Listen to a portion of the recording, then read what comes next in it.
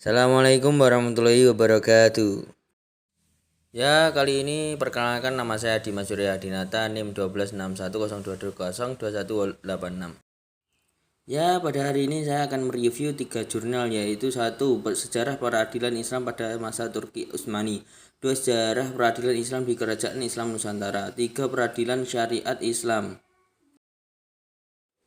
Jurnal yang pertama yaitu Sejarah Peradilan Islam pada masa Turki Utsmani.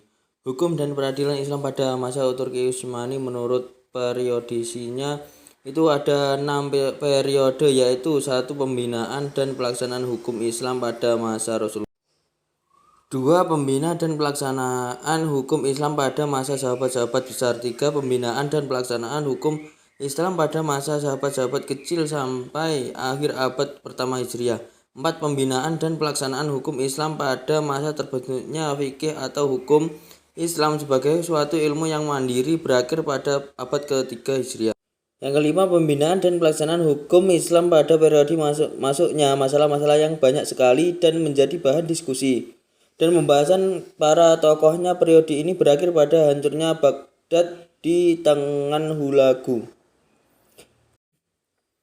6. Pembinaan dan pelaksanaan hukum Islam pada masa taklid, yaitu sejak kejatuhan Baghdad dan sampai sekarang, memperhatikan periodisasi tersebut di atas.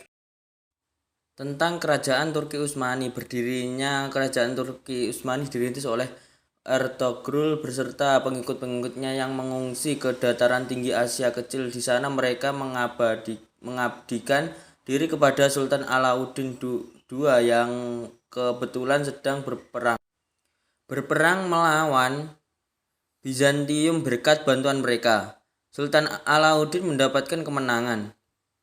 2. Hukum dan peradilan Islam sebelum Tandimat 1300 sampai 1839 Masehi. Hukum yang dipakai dalam mengatur masyarakat di zaman kerajaan-kerajaan Islam di masa lampau, termasuk Kerajaan Turki Utsmani, bukan hanya hukum fikih, tetapi juga hukum sebagai diputuskan oleh khalifah atau sultan. Ya, langsung saja ke jurnal kedua, Sejarah Peradilan Islam di Nusantara masa Kesultanan Islam para kolonial. Periodisasi peradilan Islam di Nusantara masa awal. Sejarah pembentukan pengadilan agama di seluruh Indonesia pada masa penjajahan Portugis, Belanda, dan Jepang harus dikaji berdasarkan sejarah masuknya Islam ke Indonesia pada abad 13. Penyebaran agama Islam ke Indonesia melalui saudagar Arab dan Gujarat yang pada saat itu membuat kelompok masyarakat yang akhirnya berkembang menjadi kerajaan Islam. Meskipun sudah ada hukum Islam, akan tetapi secara kelembagaan belum dikenal dengan istilah pengadilan agama. Periodisasi peradilan Islam di Indonesia sebelum datangnya pemerintah kolonial Belanda yang disepakati para ahli terbagi menjadi 3 periode, yaitu 1. Periode tahkim. 2. Periode ahli al-hali wa al-akti. 3. Periode tauliyah. Periode tahkim. Pada masa awal Islam datang ke Nusantara, komunitas Islam sangat sedikit dan pemeluk Islam masih belum mengetahui tentang hal-hal yang berhubungan dengan Islam. Periode ahli al-hali wal akti. Setelah kelompok-kelompok masyarakat Islam terbentuk dan mampu mengatur tata kehidupan sendiri, pelaksanaan kekuasaan kehakiman dilaksanakan dengan cara mengangkat al-ahli al-hal wa al-akti.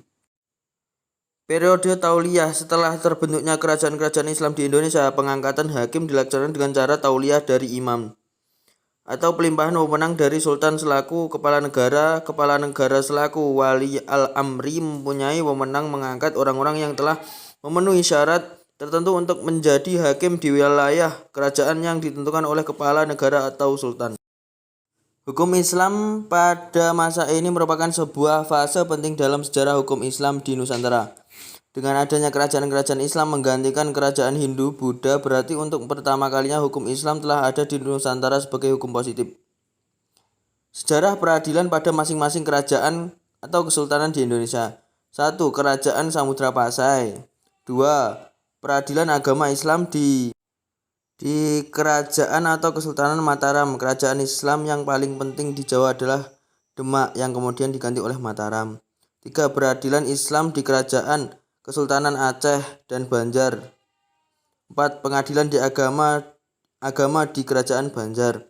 5. Peradilan agama Islam di Priangan.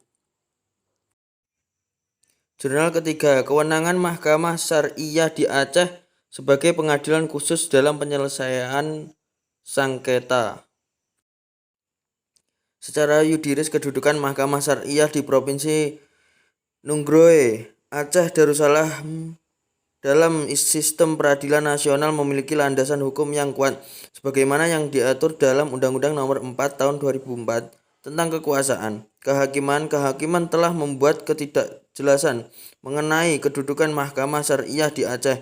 Mahkamah Syariah belum sepenuhnya melaksanakan fungsinya sebagai pengadilan khusus sebagaimana dimaksud dalam Undang-Undang. Mahkamah Syariah hanya melaksanakan fungsinya dalam ruang lingkup kewenangan peradilan agama bidang perkawinan, waris, wasiat, hibah, wakaf, zakat, infak, sedekah, dan ekonomi syariah. Sedangkan perkara jinayah hanya terbatas pada perkara khomer, minuman keras, kholwat, mesum, maisir, judi.